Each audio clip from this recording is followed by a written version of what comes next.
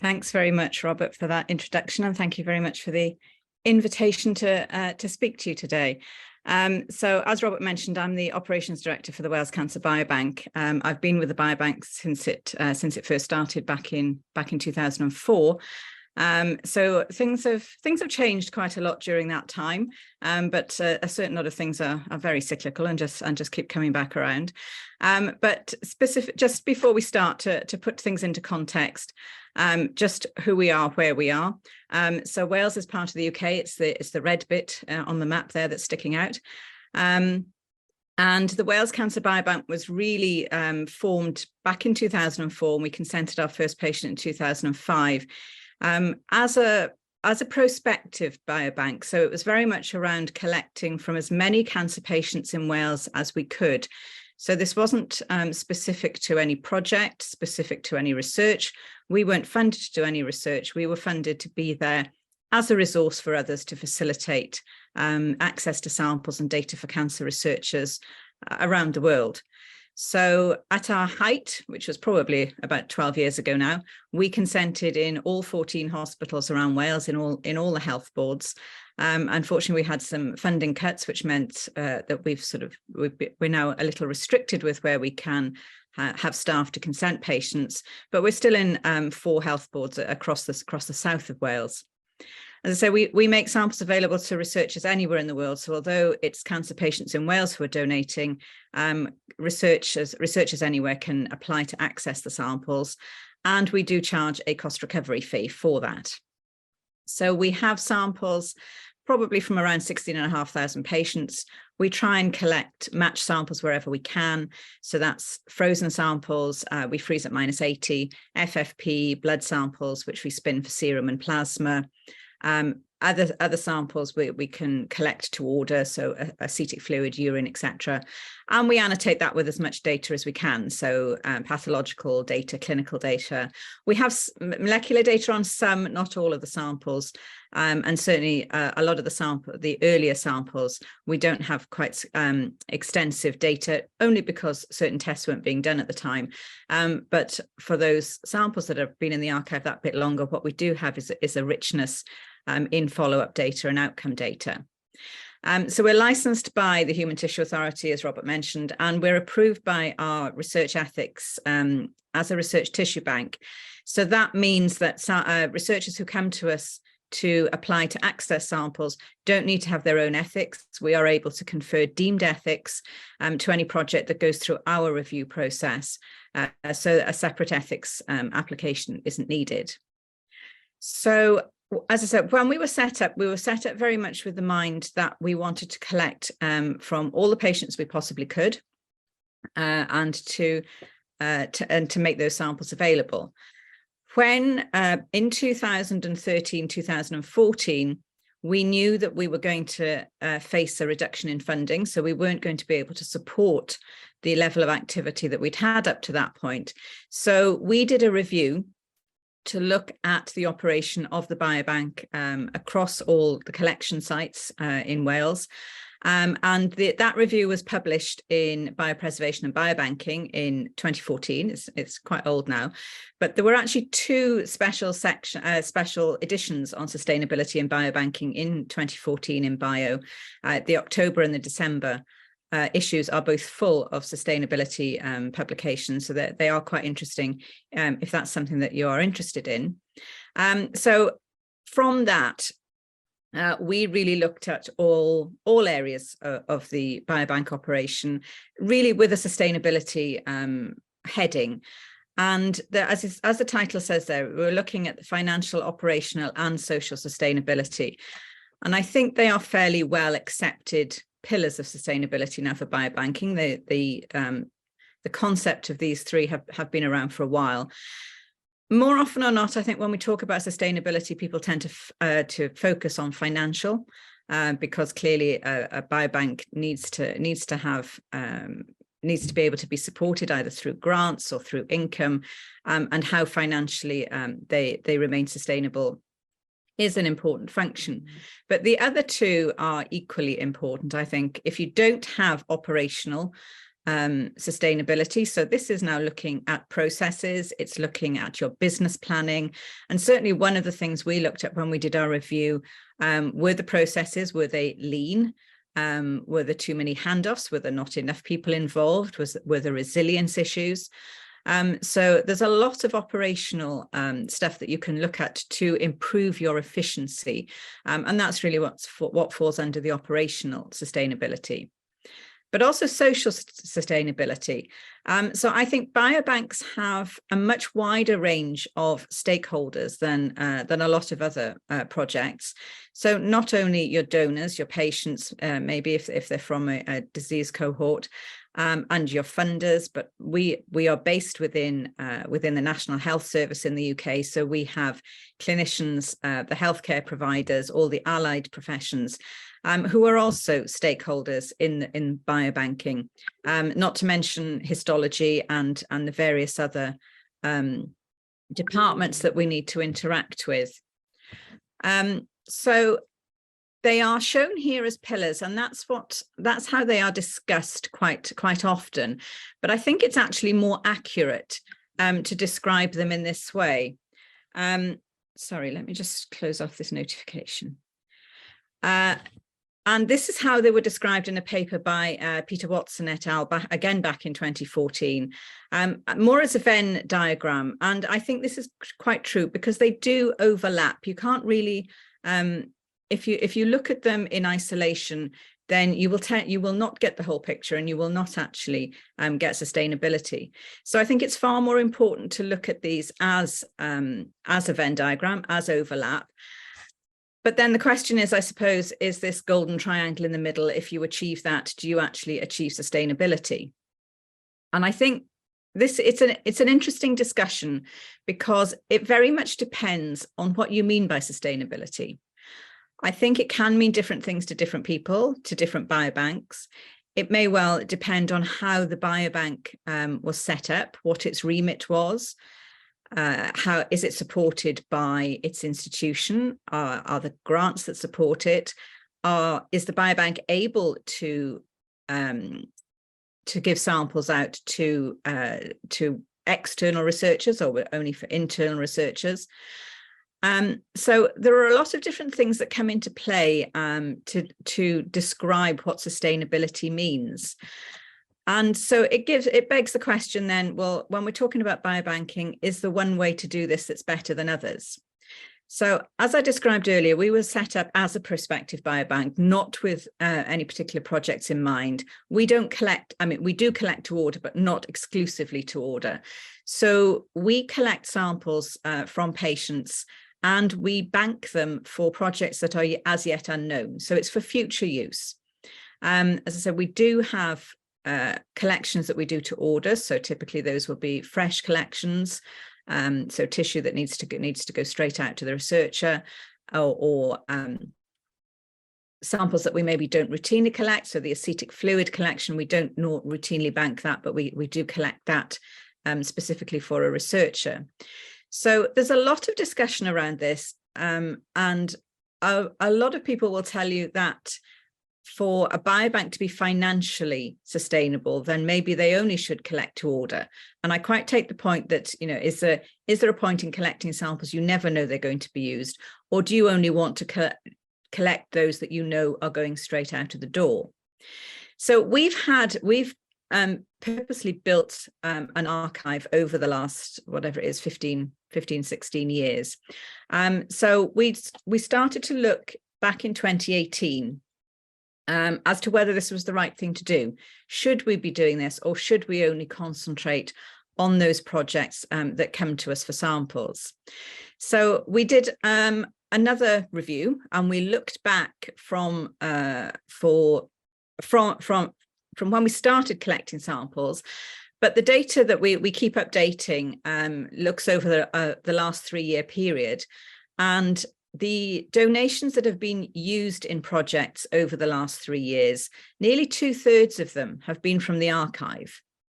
So that means that 2/3 of projects that we supplied with samples wouldn't actually have been possible if we didn't have that archive. And even though it's 2/3 of projects, it's nearly 90% of samples that went out of the door. So most of the projects that come to us looking for samples are actually using samples from the archive. So that sort of gives us the confidence that we are doing the right thing. And it may well be that it's not very black and white. It's not you do one thing or the other, but it's somewhere along that continuum. You know, should you somehow be doing both of these things? And when we looked at the data from the beginning, we came up with this lovely Sankey diagram. And to try and explain what it is, what it's looking at is on the left-hand side, you've got the years in which donors were consented. And the lines show the first year the year in which the first sample from a given donation was used. So you'll see a lot of straight lines going across. So consented in that year, issued or used in that year. But also you'll see an awful lot of the lines, and they're still doing it from 2006, 2007, that the first donation, the first sample from that donation are still being used in the latter years. So we think that does really demonstrate the value of having these samples ready to use. If you have a project come to you and say they want 2,000 serum samples, we may well have those in the biobank, whereas to start from scratch collecting those 2,000 serum samples will take quite a while. And in fact, we've got one lady who consented in 2007. The last sample from her was used in 2018. So across 11 years, her samples have been used in 11 different projects that actually span across 4 countries. So, I mean, she unfortunately died in 2012, but I think her legacy is very impactful, that her samples are still being used years after her death in various projects. So moving on to cost recovery, there are a lot of considerations that you need when you are thinking about cost recovery. And cost recovery, I think, should be an important part of a biobank's business plan. And I know a lot of academic biobanks maybe don't like the concept of having a business plan. It sounds a little too commercial, but whether you call it a business plan, whether you call it a strategic plan, I think it comes down to the same thing, that you are thinking about all areas of operation, that you're thinking about how to make the best use of the resource and how to continue that use. So it comes back to the sustainability piece. But also these considerations will again vary depending on your setup. You know, if you get a lot of support from your institution and your institution doesn't expect costs to be recovered to come back to augment that, then you're in a very different place than a biobank that is being expected to recover 100% of its costs. And you will find there are so many different cost recovery models out there. I think there was a meeting, it was a long time ago now. In fact, I think, Robert, you may have been at it as well. It was when Marble Arch Group very first started. And there were 12 or 14 biobanks from around the world in that room. And when everybody was asked about their cost recovery schedule, everybody had a very slightly different way of doing things. So it, again, is dependent upon remit. It's dependent maybe on size, on the market that you're open to. So there are things that you do need to think about as to what sort of costs are you looking to recover. Do you need to recover things like your heat, your light, does your institution provide that? Are you looking to fund staff to be able to go out and do maybe the consenting, the sample collection, or are you embedding that within your local healthcare? So, as I say, lots of different things to think about. When we very first started, we were given advice that we couldn't, because we were government funded, we couldn't implement a differential charging system. So we couldn't charge different people different amounts. And sometimes when you think about the phrase cost recovery, I mean, we can't legally charge for human samples. What we are charging for is the processing, is maybe the approvals, how you get those samples in the door and out of the door. But if you're looking to recover those costs, are they actually any different depending on maybe the end user, or how rare a sample is. And I quite take the point that if it's a very rare sample, it may take you 2 years to collect 2 samples. Whereas if you're looking maybe for a fairly common breast cancer sample, you may get those 2 samples within a day. So it may take you longer to collect them, but does the cost actually differ? Some will say yes, some will say no. But I think that all, again, plays into how you look at your cost recovery model. And then the third one there on the middle row is front load calculations. So I've put that in because we tend not to issue out, for instance, whole blocks, so whole FFP blocks or whole frozen blocks, because obviously an entire block of tissue can go a lot further than one single research project. And we don't ask for any samples to come back. We say that we provide samples that are fit for purpose, and once samples have gone out to a researcher, we cannot guarantee how they are handled, how they are stored, how they're generally looked after in that lab. So that's why we don't ask for any sample back. We prefer to issue the minimum amount of sample that is needed for a researcher. But we do extract DNA and RNA. Obviously, when you do that, you end up with multiple aliquots of both, if you're doing both at the same time.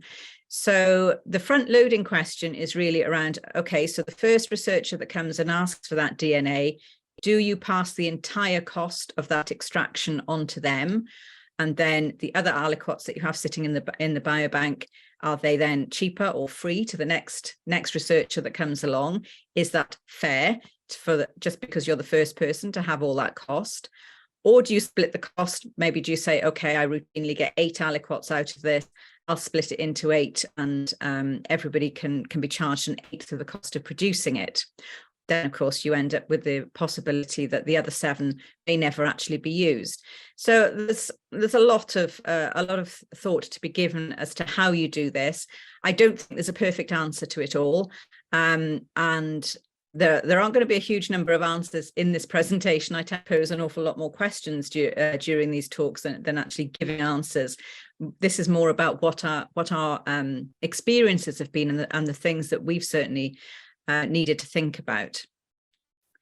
So when you look at the cost recovery, as I said, there are so many nuanced parts to this. So one of the things I did in September was to draft a survey to biobanks that went to biobanks around the world. It went out on various forums, including the ISPA forum, to try and get as many responses as it could. We are being asked more and more to place ourselves where we sit in biobanking in the UK and around the world. And there's not a huge amount of data out there, mainly because you end up comparing apples with pears because of the setup. But part of the some of the questions that I put into this survey were around cost recovery. So there's very few results here. I'm doing a sort of a deeper dive into the data come January, and hopefully there will be a publication arising from this that might be helpful to biobanks for benchmarking in the future. But just a very brief look at the survey. So 79 biobanks responded from around the world, more or less half and half from the UK, half from, so ROW is rest of world. That's where I'm sort of clumping everybody else together. But when we asked the question about cost recovery, about whether biobanks were expected to cost recover, there was a fair, almost a 50-50 split between those that were expected. So there were 76 of the 79 answered this question. The questions were not mandatory. And 41 of those 76 were expected to cost recover, but the other 35 weren't. And certainly, interestingly, from our point of view, being based in the UK, there were actually more in the UK who were not expected to cost recover than those that were. Flips quite dramatically for the rest of the world. Just to say, a couple of these respondents were private biobanks, so not based in healthcare or academia. So there is always the expectation there that they will clearly need to be financially viable. And when we asked about the percentage of cost recovery that was expected, so how much of their operating costs were they expected to recover themselves, again, huge variation.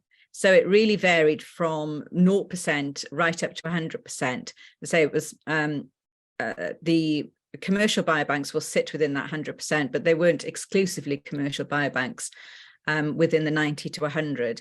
There was nobody in the sort of 71 to 90, which is why that's missing across the bottom. But again, it just goes to show the enormous variation in expectations. So it's not as if funders or institutions are saying to biobanks universally, you've got to recover half of your costs in order to remain viable. So it's very interesting data. So I'm going to go into it in a lot more detail, looking at how that splits by the remit of the biobank, but that should be coming soon. But this is very much sort of a toe in the water of those results. I have followed this up with a few other questions, specifically to biobanks in the UK, because again, our funder is asking for that sort of information. The other question that was asked in there was, okay, if you generate income, can you use it as you wish, when you wish? So we are based within an academic institution. So we have to, although we do cost recover, we have to fit within a university's financial model, which isn't necessarily set up to be that's sustainable as far as income generation goes. So we have accounts. So when we're looking at pure service delivery, the accounts that we can put this money into, we do not have flexibility. Typically, we cannot put staff costs on it, which is very restrictive, and we have a certain amount of time to use it, or we lose it to the black pot that is the university. And of the people who responded to the question, 45% of them also said they didn't have flexibility. So typically, a lot of them will have a year to use that income, and then their accounts will be zeroed. So it does beg the question: is if you're having to work within those constraints, is sustainability actually achievable? And there are other things that you can look at, as far as do you look at spinning out commercial arms of entities, and that has some ethical questions attached to it, especially if you are collecting from the health service, from patients. So yes, it does beg the question: how is it achievable? And please don't hold your breath. I'm not going to give you the answer on the next page, because I have no idea how it's achievable. But I do think what biobanks do have to do is be very aware of how samples are used, where samples are used, know your local market. So there are some bigger biobanks out there based in very research intensive institutions who will probably only just be able to support their own local researchers because demand is so great locally. If you don't have that degree of intensity locally, then you do need to look at the wider market. You need to know your national and international market. And partly that's about visibility. So we are on platforms such as the Biosample Hub and others, so that people know that we're out there and come and find us. Because of the way we were set up very much to be a service provider to facilitate samples, we are now looking at how do we shift, maybe not necessarily completely away from being that service provider, but more around collaboration, so that we can work with researchers. And we are trying to work with researchers earlier on in their grants. They're very good at coming to us once they've got their grant, and then saying, oh, we need these samples, but we've actually not written any costs to our grant for this.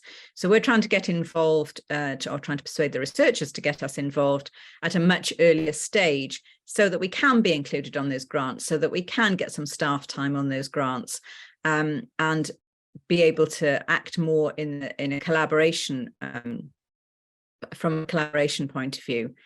And also diversification. I think Phil mentioned in his talk earlier on things like hosting samples, and we certainly do that. We host samples for clinical trials around the UK. We have imaging facilities that people are able to use. So it's about finding those other things within the biobanking arena that are really could be helpful to researchers out there. So that is that is kind of all. As I say, I haven't maybe given very many answers, maybe posed a lot more questions, hopefully given you some of our experiences. So we do have the email address that's in the middle there is our specific sample acquisition inquiries email. So if anybody is interested to contact us about sample we have available, the QR code there takes you to the For Researchers part of our website, where there's an online sample search, so you can see what samples are available, register for an account and see what is available, maybe to see if there's anything of interest. Our social media is there and my email's there. I'd be very happy to be contacted afterwards. And thank you very much for your attention, and very happy to answer any questions.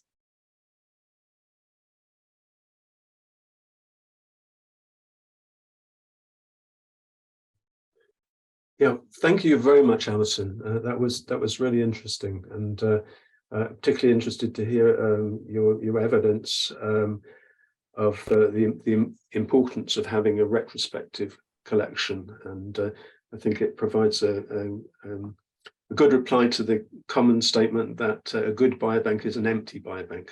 You know, there is some value in having stored samples, so that's brilliant. Can I ask the audience, if you have questions, can you put them in the Q&A? And we're going to have a panel discussion at the end of this session, so there'll be an opportunity to ask all the speakers your questions at the end, if they're not answered, or if we don't ask them after each individual talk. So I'm just looking at the Q&A at the moment.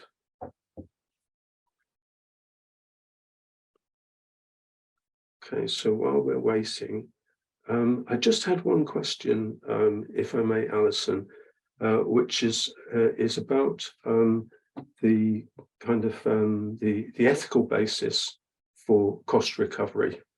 And am I right in thinking that the ethical importance of cost recovery is that you want to find a fee that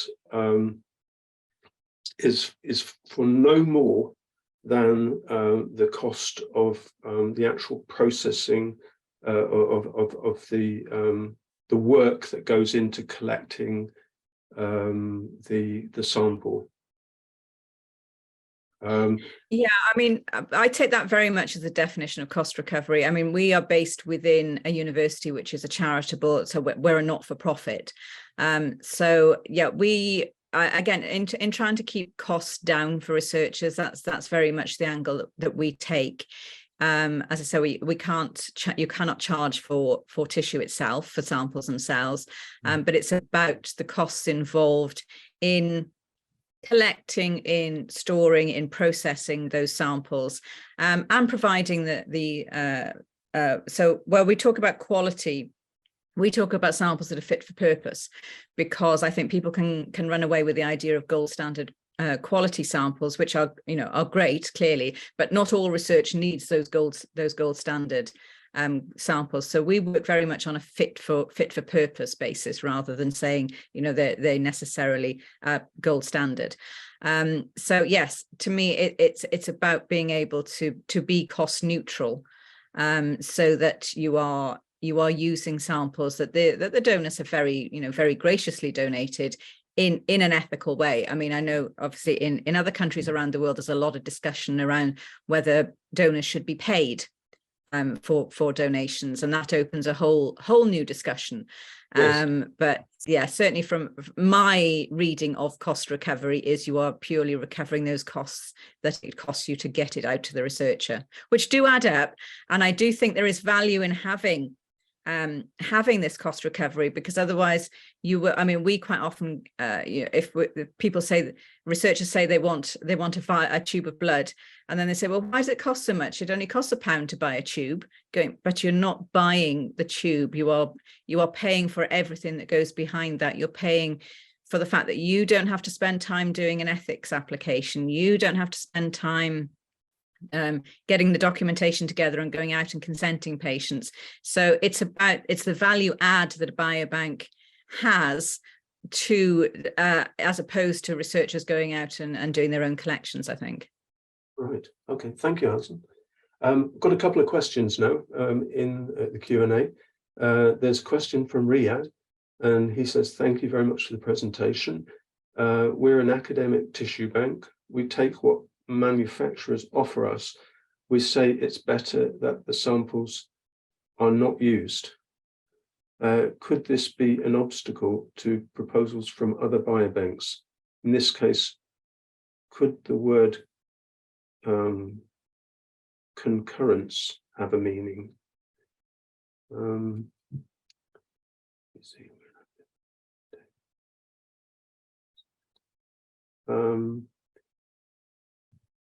Riyadh, can you explain a bit more? I can make you live, I think. Yes, I'm not sure I quite understand that. Riyadh, you should be able to answer live if your microphone is. Oh, okay. Maybe Riyadh is joining us. Yes, you are hear me, Robert? Yes, I can. We can hear you. So my question: we are academic tissue bank. So the financial is from the hospital. So about recovery of the storage of the samples is we use the financial for the hospital. If we have a proposition about industrial pharmaceutical who those want to use our samples, we have not the idea of the recovery of the samples, so we accept between 25 euros or 50 euros by sample.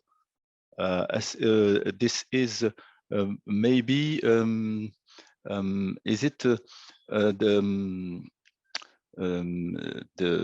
how can this the obstacle of other biobanks, those the preparation, the storage cost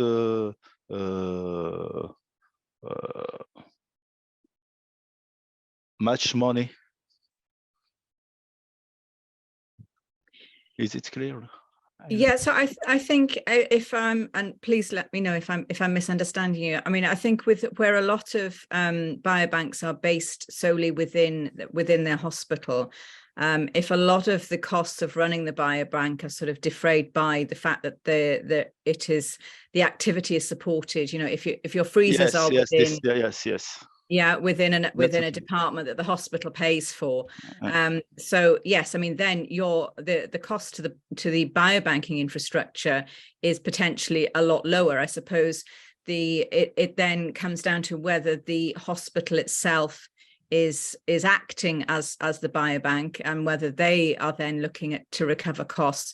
Because I know many hospitals, certainly in the UK, if you go to them for clinical trial samples, the histology departments will look for a cost recovery to be able to supply those samples out to clinical research. So I mean, that may be more around a hospital policy.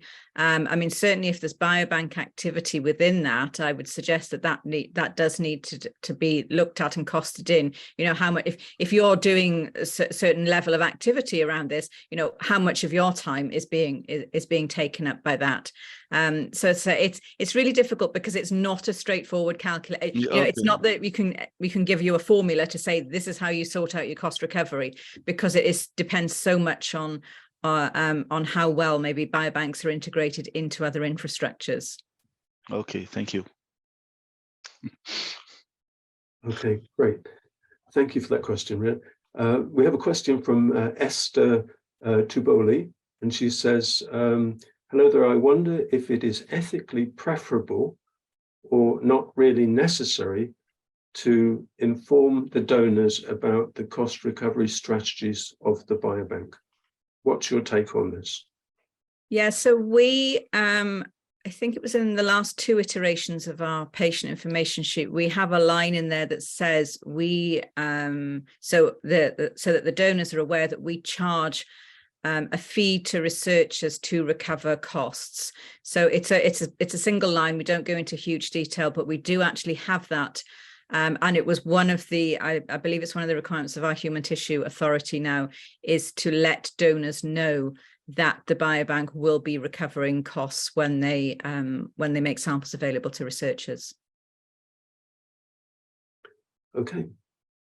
Thank you, Esther. Esther says, very useful, thank you. Okay, so that's all the questions we have for now. So I'm sure we'll have many more questions when it comes to the panel discussion. So, so thank you very much, Alison. That's great. Okay, thank you.